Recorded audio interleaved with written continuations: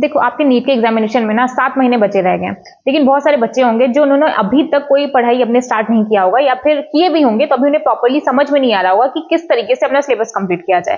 7 महीने को किस तरीके से डिवाइड किया जाए, पहले अपना सिलेबस भी कंप्लीट हो जाए, प्लस अपने पास टाइम भी बचे रिवीजन का।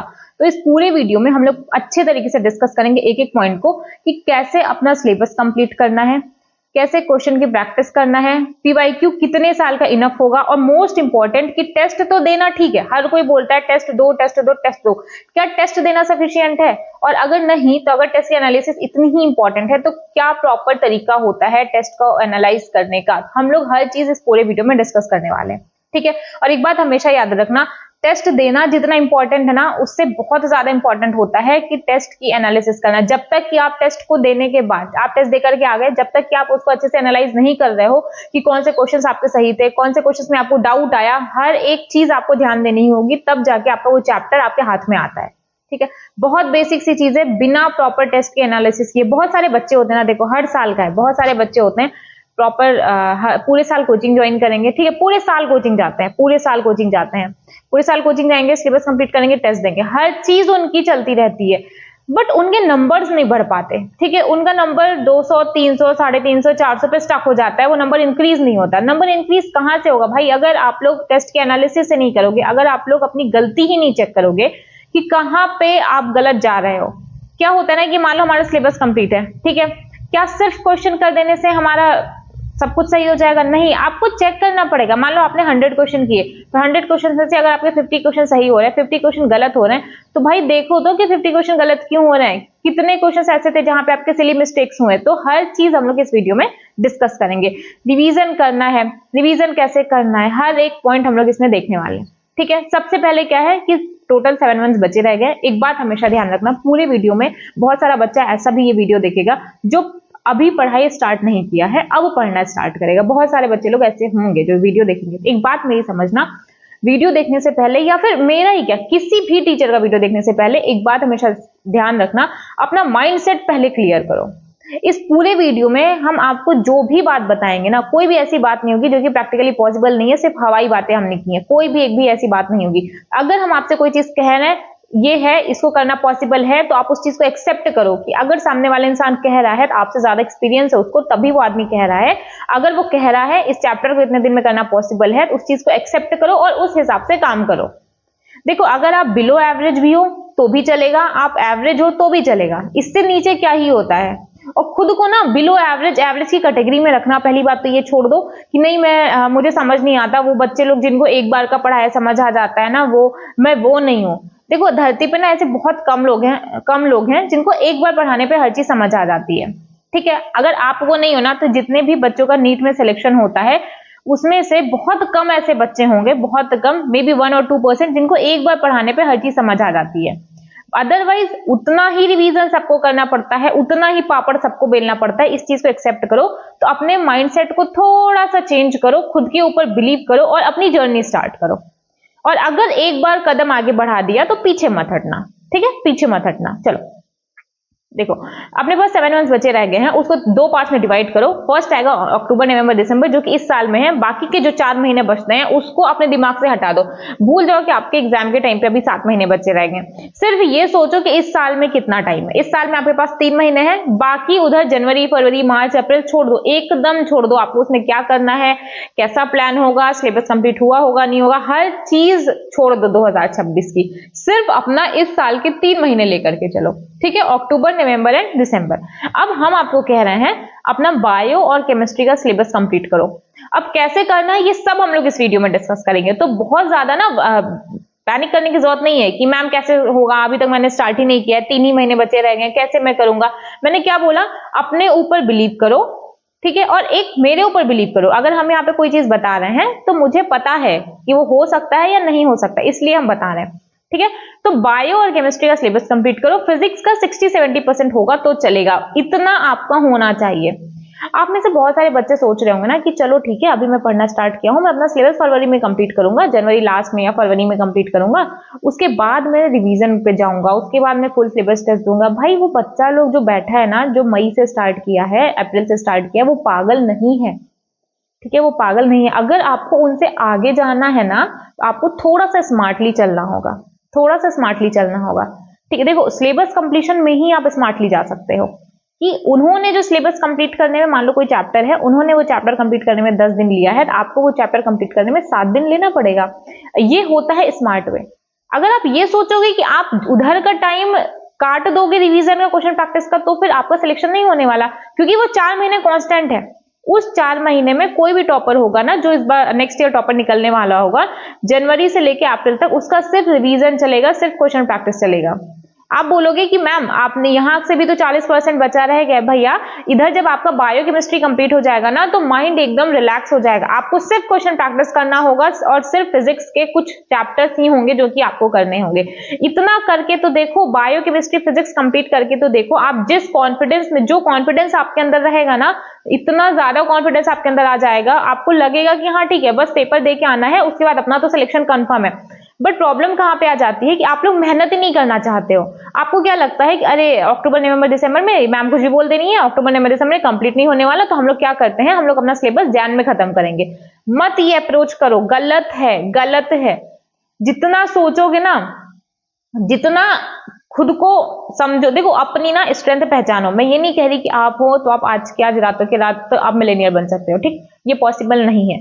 बट किस तरीके से बना जा सकता है, किस तरीके से लोग मिलेनियर बनते हैं, किस तरीके से लोग पॉपुलर बनते हैं, ये सब आपके पास दिमाग है। हर कोई उसी से बनता है, आप भी उसी से बन सकते हो। आप भी चाहोगे तो आप भी उससे बन जाओगे। इस बात को एक्सेप्ट करो। तो अपने अंदर सबसे पहले खुद के ऊपर बिलीव करो। और अगर हम कह रहे हैं कि बायोकेमिस्ट्री का सिलेबस कंप्लीट करो, तो उसको कंप्लीट करो, ठीक है, उसको कंप्लीट करो। कोई भी आपके माइंड में XYZ कोई भी डाउट आता है, आप मुझे कमेंट सेक्शन में जाके बताओ कि मैम मुझे मेरा ये प्रॉब्लम है, आपने बोल तो दिया कि हाँ ऐसे कंप्लीट करें, मुझे थोड़ा समझाओ कि मैं किस तरीके से करूं। कोई भी आपका डाउट आता है मुझे कमेंट में बताओ, या फिर डिस्क्रिप्शन में आपको टेलीग्राम का लिंक मिल जाएगा, वो भी ज्वाइन करके आप बोल सकते हो, ठीक है। फिजिक्स का 60 से 70% सिलेबस करना है। बाकी जो टाइम बचेगा ना, उसमें सिर्फ आपको बाकी का रिमेनिंग जो भी फिजिक्स रहेगा उसको कंप्लीट करना है, और प्लस साथ साथ रिवीजन करना है। Revision question practice, revision question practice, revision question practice. देखो ये जो अक्टूबर का मंथ चल रहा है ना, इसमें बहुत छुट्टी आने वाली है, बहुत ज्यादा छुट्टी आने वाली है, बहुत डिस्टर्बेंस होगा, बट आपको करना पड़ेगा। अक्टूबर नवंबर दिसंबर खत्म, अपने पास मान के चलो सिर्फ 3 महीना बचा है, इससे ज्यादा नहीं है। पहले हम लोग बायो की बात करेंगे, फिर केमिस्ट्री, देन फिजिक्स। देखो बायोलॉजी के लिए आपको सिलेबस कैसे कंप्लीट करना है, जो मैंने डिवाइड किया है। मैंने क्या बोला, जो बच्चा मार्च से पढ़ रहा है, अप्रैल से पढ़ रहा है, अगर आपको उनको कंप्लीट करना है तो आप सिलेबस कंप्लीशन में ही आप कंप्लीट कर सकते हो, ठीक है, सिलेबस कंप्लीशन में ही कंप्लीट कर सकते हो, कंप्लीट कर सकते हो। देखो कुछ चैप्टर्स होते हैं जो कि आपको वन शॉट से देखना है, कुछ है जिसको आप डिटेल पे जाओ। इसमें देखो आप भी इधर उधर कर सकते हो, क्योंकि मुझे नहीं पता कि कौन से चैप्टर्स आपको इजी लगते हैं, कौन से चैप्टर्स आपको टफ लगते हैं। मैंने एक अपना आइडिया लगाया है कि हाँ ये चैप्टर है जो कि टफ होता है एक्चुअली में, तो आपको डिटेल देखने की जरूरत। और बात टफ की नहीं है, बात कॉन्सेप्ट समझने की है, ठीक है। इन सारे चैप्टर्स में कुछ कॉन्सेप्ट ऐसे हैं जो कि आपको समझना पड़ेगा, तो ही आपसे सवाल बनेंगे। बट इधर जो वन शॉट के मैंने चैप्टर्स लिखे हैं, ये इजी होते हैं, कंप्लीट एनसीईआरटी बेस्ड आएगा, और आपको एनसीईआरटी की लाइन से समझ में आ जाएगा। आप किसी भी एजुकेटर को पकड़ लो यूट्यूब पे, ठीक है, किसी भी अच्छे ढंग के एजुकेटर को पकड़ लो।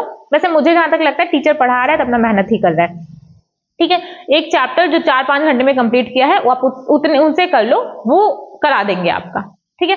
वन शॉट के लिए मैंने कौन कौन से लिया है। फर्स्ट यूनिट में कौन कौन सा आएगा आपका, लिविंग वर्ड, बहुत छोटा चैप्टर है। लिविंग वर्ड आप देखना, थोड़ा सा ना घंटे के हिसाब से डिवाइड करो कि ये चैप्टर है, इसमें कितना घंटा लगने वाला है। अच्छा, जो आपके टीचर्स होते हैं ना, आप बड़ी बड़ी कोचिंग देखते हो, आप एलन देखते हो, आप आकाश देखते हो, मुझे और कहीं का नॉलेज नहीं है, आप एलन आकाश देखते हो, ठीक है।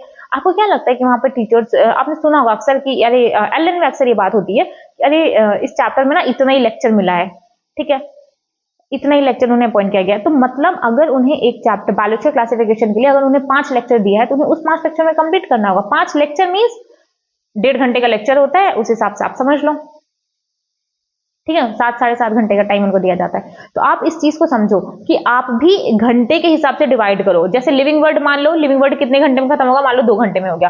बायोलॉजी क्लासिफिकेशन कितने घंटे में जाएगा, 5 आवर लेगा। सेम आपका प्लांट किंगडम 5 आवर लेगा। तो घंटे में डिवाइड करोगे ना, तो आपको समझ आएगा कि दिन के 5 घंटे आपको क्या करना है, दिन में 3 घंटे आपको क्या करना है, 2 घंटे क्या करना है। बहुत ज्यादा पढ़ने की जरूरत नहीं है कि आप बोलो कि अभी से आपको 16-17 घंटा पढ़ना है। कोई जरूरत नहीं है 16-17 घंटे पढ़ने का, सोचने की भी, क्योंकि हम लोग खुद से इतना ज्यादा एक्सपेक्ट कर लेते हैं ना, फिर वो जब फुलफिल नहीं होता, फिर हम लोग डिमोटिवेट होने लगेंगे। जो थोड़ी मोड़ी पढ़ाई चल भी रही होती है, वो सब भी चौपट हो जाएगी, बंद हो जाएगी। तो बेहतर बहुत ज्यादा खुद से उम्मीद मत करो। 10 घंटे पढ़ रहे हो सफिशियंट है, ठीक है। 10 घंटे पढ़ो, अच्छे तरीके से पढ़ो, बस इससे ज्यादा पढ़ने की जरूरत नहीं। 8 से 10, बस 8 से 10 घंटे पढ़ो। 8 घंटे मिनिमम होना चाहिए, बट अगर 10 तक जा रहा है तो बेस्ट है 10 घंटे पढ़ने की आदत डालो। सिर्फ 10 घंटे, 14 घंटे जो मर्जी आए वो करो, बट 10 घंटे पढ़ो, ठीक है। तो वन शॉट में कौन कौन सा यूनिट, फर्स्ट यूनिट जाओ, second unit, third unit. First unit में आपका जाएगा डाइवर्सिटी वाला part with animal kingdom, class 11। Second unit morphology, second unit में भी मार्फोलॉजी, एनाटॉमी, एनिमल टिश्यू, सब एनसीईआरटी बेस्ड। और थर्ड यूनिट आपका सेल डिवीजन, बायोमोलिक्यूल। आप एनसीईआरटी से देख लो, वन शॉट कर लो, खत्म बात, इससे ज्यादा जाने की जरूरत नहीं है। ह्यूमन फिजियोलॉजी के 2 चैप्टर्स बहुत आसान है, ब्रीदिंग, सर्कुलेशन, ये दोनों वन शॉट से करो। Sexual reproduction in flowering plant, reproduction reproductive health, evolution, और unit 8 human health and disease वाली, microbes, and plus unit 10 ecology. इतना आप वन शॉट से करो, आपका उसमें कवर हो जाएगा। डिटेल आपको जाना है, प्लांट फिजियो पे डिटेल जाओ, ह्यूमन फिजियो के जो आखिरी के 4 चैप्टर हैं इन दोनों के अलावा वो अपना डिटेल में करो। ह्यूमन रिप्रोडक्शन डिटेल में करो। ह्यूमन रिप्रोडक्शन डिटेल में इसलिए करना है क्योंकि जो उसका हार्मोन वाला पार्ट है ना, वहां पे बच्चा कंफ्यूज बहुत करता है, इसलिए मैंने बोला डिटेल में करो। जेनेटिक्स, मॉलिक्यूलर दोनों ही डिटेल में करो, नहीं तो कॉन्सेप्ट समझ में नहीं आएगा। और अच्छी यूनिट है जेनेटिक्स, मॉलिक्यूलर, बायोटेक, ये तीनों ही आपको डिटेल में करना है और बहुत अच्छे तरीके से करना है, ठीक है। इतना हो गई बात। अब क्या करें, अब एनसीईआरटी में तो आपने कवर नहीं कराई। देखो जब आप लेक्चर लगाओगे ना, ये बात मेरी बहुत ध्यान से सुनना, कि जब आप लेक्चर लगाओ उसी के साथ साथ आपको एनसीईआरटी पढ़ते चलना है। देखो अगर आप ये सोचोगे ना कि पहले पूरा चैप्टर कंप्लीट हो जाने दो तब अपन एनसीईआरटी पढ़ेंगे, देखो यही अप्रोच आपका आज तक रहा है। क्या रिजल्ट अच्छा आया, नहीं आया, तो अब मेरी सुन लो। जब मान लो आपने पढ़ा, मान लो अपन बायोलॉजिकल क्लासिफिकेशन कर रहे हैं, बायोलॉजिकल क्लासिफिकेशन में अपन ने पढ़ लिया, बेसिक से सारी चीजें कर ली, ठीक है। तब बेसिक तक एनसीईआरटी कर लो। मोनेरा स्टार्ट हुआ, मोनेरा अपना लेक्चर से किया, अब मोनेरा एनसीईआरटी से कर लो, ठीक है। फिर प्रोटेस्टा आया, प्रोटेस्टा आपका लेक्चर से कंप्लीट हुआ, प्रोटेस्टा अपने एनसीईआरटी से कर लो। समझे आप मेरी बात, कि लेक्चर के साथ साथ एनसीईआरटी करते चलो, तो ना आपको एनसीईआरटी बोरिंग लगेगी और आप रिलेट कर पाओगे ना, अरे मैम ने यही पढ़ाया, सर ने यही पढ़ाया, यही चीज एनसीईआरटी में लिखा गया है, तो आपको इजी लगेगा पढ़ने में। जहां आपने ये सोचा कि पहले लेक्चर हो जाने दो फिर मैं पूरा चैप्टर करूंगा, फिर वो कंफ्यूजन क्रिएट करेगा और उतना इंटरेस्टिंग नहीं लगता। तो लेक्चर के साथ साथ अपना करते चलो, लेक्चर देखो, एनसीईआरटी करो। उसके बाद पीवाईक्यू करना है, पीवाईक्यू हर एक चैप्टर से आपका 200 क्वेश्चन करो, 100 क्वेश्चन, 200 क्वेश्चन करो, ठीक है। देखो बहुत ज्यादा भागने की जरूरत नहीं है। अगर आपके पास 200 क्वेश्चन अवेलेबल है, 200 क्वेश्चन करो, टेस्ट दो, खत्म बात। ये नहीं कि क्वेश्चन के चक्कर में आप इधर उधर भटक रहे हो, बार बार उसी क्वेश्चन को रिवाइज करो। जब क्वेश्चन कर लिया तो देखो कौन कौन से क्वेश्चन गलत हो रहे हैं, हर चीज को डिटेल से परखो, परखने की आदत डालो, डीपीपी करो, उसके बाद टेस्ट लगाओ। टेस्ट की एनालिसिस कैसे करनी है ये हम लोग पूरा वीडियो के एंड में करेंगे, और बहुत ज्यादा इंपॉर्टेंट है टेस्ट की एनालिसिस करना। ये आपने सब कर लिया, एनालिसिस, टेस्ट भी दे लिया, बट अगर एनालिसिस नहीं किया है तो मान के चलो कि आप खुद को सिलेक्शन से बहुत दूर रख रहे हो, कि मेहनत तो पूरी कर ली बट रिजल्ट नहीं मिला, ऐसा वाला खेल हो जाएगा। डेली रिवीजन करना है, रिवीजन का कोई रूटीन नहीं है बायोलॉजी में। आप उठे, बुक उठाया, जो चैप्टर खुल गया, जो चैप्टर आपको समझ आ गया, शुरू करो, रिवीजन अपना स्टार्ट कर दो। ये तरीका होना चाहिए आपके रिवीजन का। बायो में कुछ कॉन्सेप्ट नहीं है, कुछ लॉजिक नहीं है कि रिवीजन का, कि नहीं मैं फर्स्ट चैप्टर से पढ़ूंगा। आप उठे, आपने देखा ब्रीदिंग की मैकेनिज्म खुली है, ब्रीदिंग की मैकेनिज्म पढ़ लो। आप उठे, आपने देखा क्रेब्स साइकिल खुला है, क्रेब्स साइकिल को रिवाइज कर लो। जिस तरीके से आपको बायो पढ़ना है, जिस तरीके से आपको बायो रिवाइज करना है, उस तरीके से रिवाइज कर लो। आधा घंटा बचा है, आधे घंटे में बायो रिवाइज कर लो। बायो की अप्रोच होनी चाहिए कि आप जब पेपर देने जाओ ना, जब आप नीट का पेपर देने के लिए बैठो ना मई में, तब तक आपकी बायो 15-16 बार हो चुकी होनी चाहिए। और ये 15-16 बार कैसे होगी, प्लानिंग के साथ नहीं होने वाली। आप जब उठो, जब आपके पास टाइम है, आप चैप्टर खोलो, आप रिवाइज कर लो। इस तरीके से 15-16 बार। जो बच्चा बोलता है ना मैंने एनसीईआरटी को 100 बार पढ़ा, 50 बार पढ़ा, वो इस तरीके से वो पढ़ता है। अगर वो प्लान करेगा ना तो भाई उस प्लानिंग में बाकी केमिस्ट्री, फिजिक्स भी तो करना है, नहीं हो पाएगा। इसलिए बायो के लिए अप्रोच रखो, टाइमर सेट करो, ठीक है। बाकी यूनिट वाइज टेस्ट दो, यूनिट वाइज टेस्ट देते रहो और डेली रिवीजन करो, ये तरीका होता है। इसके बाद आता है आपका केमिस्ट्री। केमिस्ट्री में 3 पार्ट, फिजिकल, ऑर्गेनिक, इनऑर्गेनिक, तीनों को 3 महीना है आपके पास। ये मेरा तरीका है, 3 महीना आपके पास, अक्टूबर, नवंबर, दिसंबर, अक्टूबर, नवंबर, दिसंबर, एक मंथ दे दो। अक्टूबर में फिजिकल कर लो, नवंबर में अपना ऑर्गेनिक कर लो, इनऑर्गेनिक को दिसंबर में कर लो। बहुत अच्छा टाइम बचा है आपके पास, 3 पार्ट केमिस्ट्री के, 3 महीना आपके पास। अक्टूबर में फिजिकल, नवंबर में ऑर्गेनिक, दिसंबर में इनऑर्गेनिक। कोई मेरे से ये मत गाना कि मैम मैं बहुत कमजोर हूं। अगर आपको रास्ता जानना है ना कि मैम फिजिकल कैसे होता है, मैम आपको 1000 रास्ते बताएगी कि हाँ इस तरीके से फिजिकल का क्वेश्चन करो। आप एक जगह फेल हो गए, हम दोबारा दूसरा तरीका ट्राई करेंगे। इधर हम बैठे इसलिए हैं कि अगर आप कहीं पे आपको कोई चीज नहीं समझ में आ रही है, हम उसमें आपको गाइड कर सकें। बट अगर आप ये बोलोगे ना कि मैम मेरे को आता ही नहीं है, तो भाई फिर कभी नहीं आने वाला। अपना माइंडसेट, मैंने क्या बोला, अपना माइंडसेट चेंज करो, सीखने की कोशिश करो। नहीं आता, इट्स ओके। कोई भी पहली बार कोई चीज स्टार्ट करता है, उसे नहीं आता, ठीक है, एक्सेप्ट करो नहीं आता। ये सोचो कि नहीं आता था, अब मैं पढ़ूंगा, अब मुझे आएगा, ठीक है, अब मैं पढ़ूंगा, अब मुझे आएगा। एक मेंटोरशिप में मेरे साथ एक बच्चा है, अच्छा बच्चा है, उसका हर चीज ठीक है, उसका फिजिकल में प्रॉब्लम आता था, ठीक है, उसका फिजिकल में प्रॉब्लम आता था, बट उसने भी मुझे बोला कि मैम, दीदी बोलता है कि दीदी मुझे ना फिजिकल आती ही नहीं है। मैंने उसको सेम चीज समझाया। देखो हर एफर्ट उसका है, ठीक है, मेरा कोई एफर्ट नहीं है। मेरा मेंटोरशिप का प्रोग्राम चलता है जिसमें हम पढ़ाते नहीं है, सिर्फ गाइड करते हैं। तो मैंने सिर्फ उसको बोला कि अपना माइंडसेट चेंज करो। उसने अपना माइंडसेट चेंज किया, उसने एक्सेप्ट किया। पहले वो भी गाना गाया कि नहीं ही आता है, बट अभी उसका क्या है, उसके बाद उसने ट्राई किया, उसने कोशिश किया। अभी फिजिकल में उसके I think 4-5 chapters already complete, मतलब फिजिकल का 50-60-70% सिलेबस अपना कंप्लीट कर चुका है विद इन 1 मंथ, ठीक है। तो इस बात को समझो, एक्सेप्ट, और कोई झूठ बात नहीं है। मेरे टेलीग्राम चैनल पर भी वो बच्चा है, अगर आप वहां से आके पूछोगे कि मैम कौन सा बच्चा था, तो मैं आपको वहां पे नाम बता दूंगी, मैं यहाँ पे नाम नहीं ले सकती, ठीक है।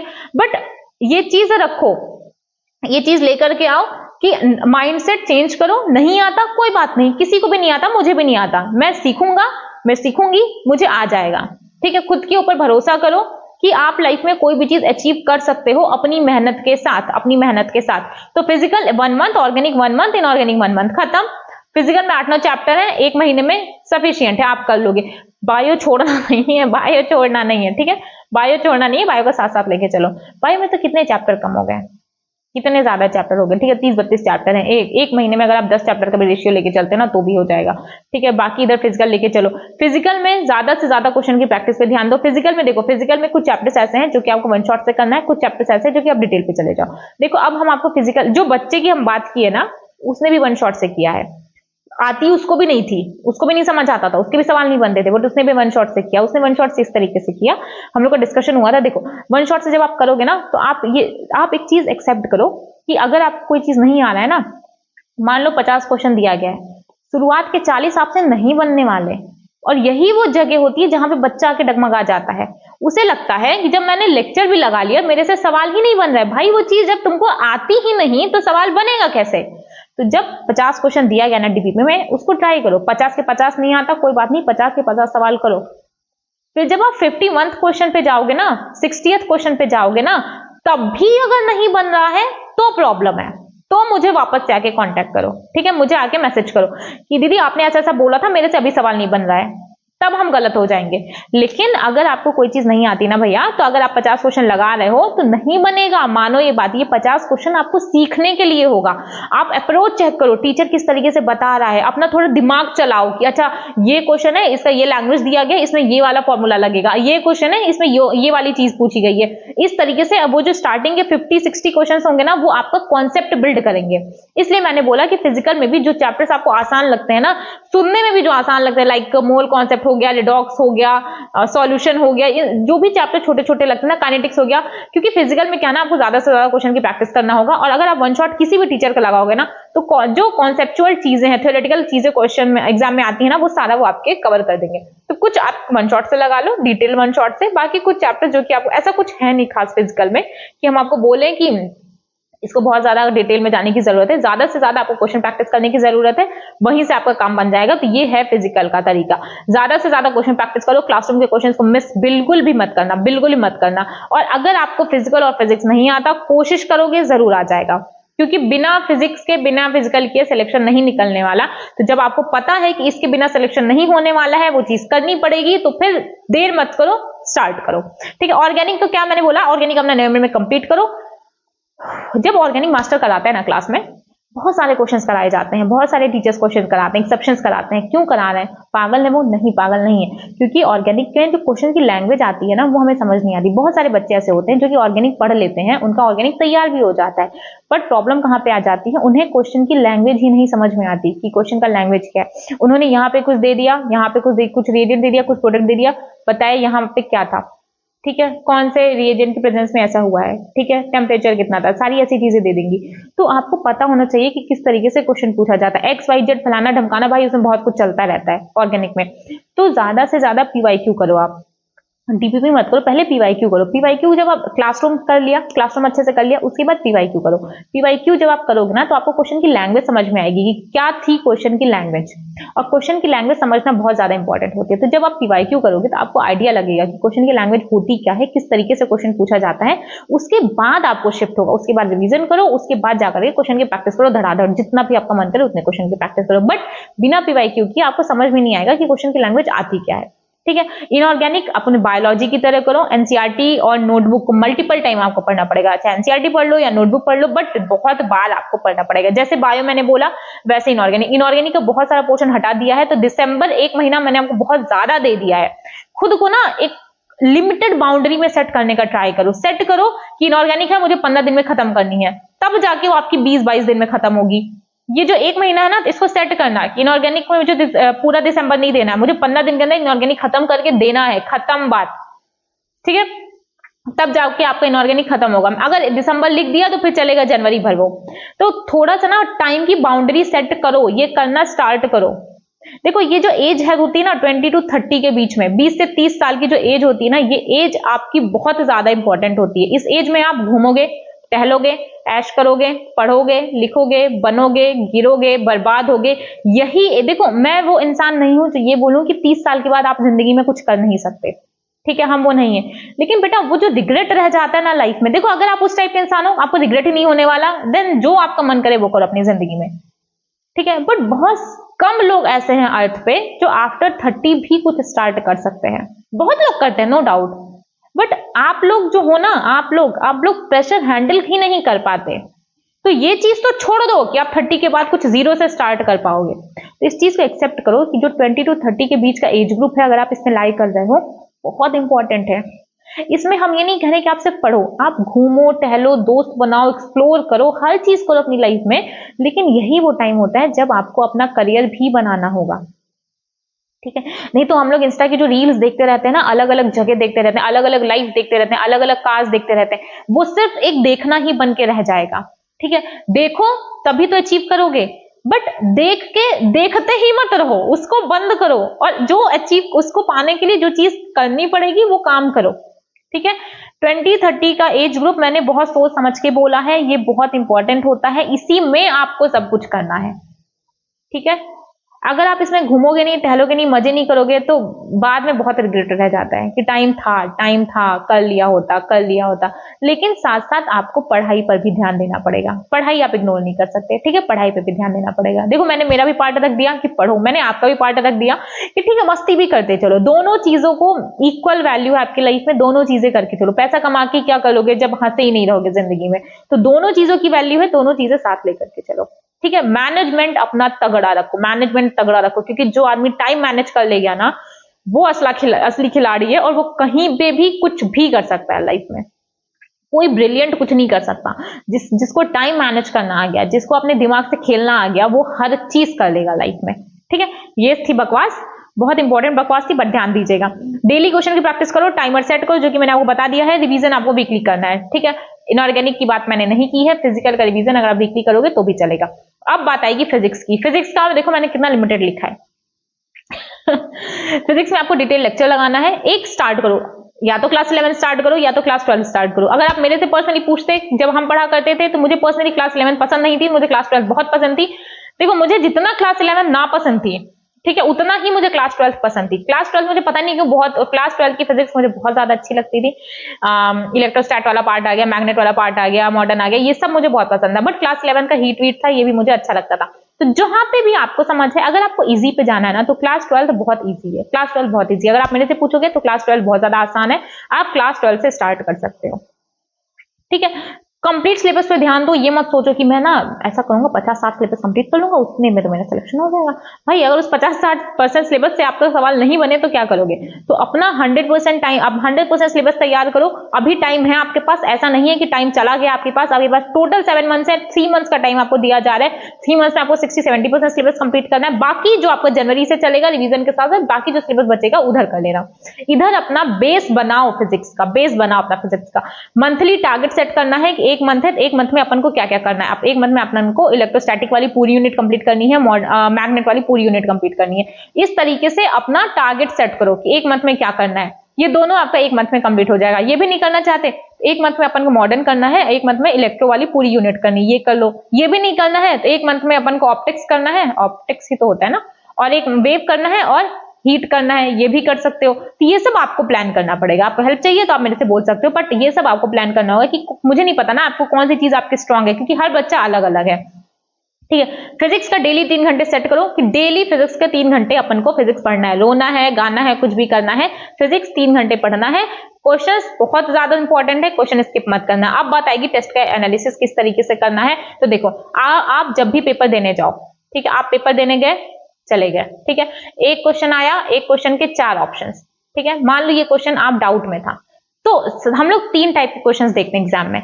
एक वो जो करेक्ट होता है, ठीक है, एक वो जो हमें आता ही नहीं है, एक वो जो डाउट वाले क्वेश्चंस आते हैं, ठीक है। करेक्ट वाला बहुत अच्छी बात है, डाउट वाले क्वेश्चंस आपके सही भी हो सकते हैं, गलत भी हो सकते हैं। सही हो जाता है तो आप उसको भूल जाते हो, तो आपको जो ध्यान देना है ना, आपको जो ध्यान देना है, एक तो ये जो गलत हुआ इस पे आपको ध्यान देना है, और ये डाउट वाले क्वेश्चंस है, ये दोनों क्वेश्चंस ही आपकी प्रिपरेशन को स्ट्रांग करते हैं, ठीक है। एक जो क्वेश्चंस नहीं आ रहा है उसको हाईलाइट करते चलो, जो क्वेश्चन छोड़ा है, और जिस भी सवाल में आपको डाउट आ रहा है ना उसको करते चलो। आप 4 क्वेश्चन देखे, 4 क्वेश्चन में आपको चारों क्वेश्चन में डाउट आया, बट चारों क्वेश्चन आपके सही हो गए, स्टिल उसको सर्कल करो, सर्कल करो। यहीं पे आप गलती कर जाते हो, यहीं पे आप मात खा जाते हो कि जो डाउट वाले क्वेश्चन होते हैं ना उस पर आप फोकस ही नहीं करते, उस पर आप ध्यान ही नहीं देते, यही गलत, यहीं पे आप गलत चले गए। तो जिस भी सवाल में आपको डाउट आ रहा है उसको सर्कल करो, आगे बढ़ो, सर्कल करो, आगे बढ़ो। फिर जब घर आओ तो जो डाउट वाले क्वेश्चंस है जिन पे सर्कल किया उस पे बहुत ज्यादा ध्यान दो, चेक करो ना कि आपको डाउट क्यों आ रहा था, तब जाके बात बनेगी। ये होता है तरीका टेस्ट के एनालिसिस करने का। रिवीजन क्वेश्चन के साथ करो। अब वो टाइम नहीं रहा कि आप, एक बच्चों की एक बहुत गंदी आदत है रिवीजन करने के लिए ना कि वीडियो लेक्चर लगा देंगे। क्यों? क्योंकि उन्हें कंफर्टेबल लगता है। भाई सामने एक इंसान आ रहा है, गा रहा है, प्रवचन दे रहा है, प्रवचन देके चला गया। अपन को भी एक फेक कॉन्फिडेंस आ जाता है कि अरे मेरा तो ये चैप्टर तैयार हो गया, बट कुछ तैयार नहीं होता। आपको रगड़ना पड़ेगा, आपको मेहनत करना पड़ेगा। तो रिवीजन कैसे करना है? क्वेश्चन प्रैक्टिस के साथ साथ रिवाइज करो। एक हफ्ता हो गया आपको चैप्टर की, मान लो आपने फर्स्ट यूनिट की बायो की, ठीक है, एक हफ्ता बीत गया। अब एक हफ्ते के बाद जो संडे आ रहा है उससे फर्स्ट यूनिट के पूरे क्वेश्चंस लगा डालो।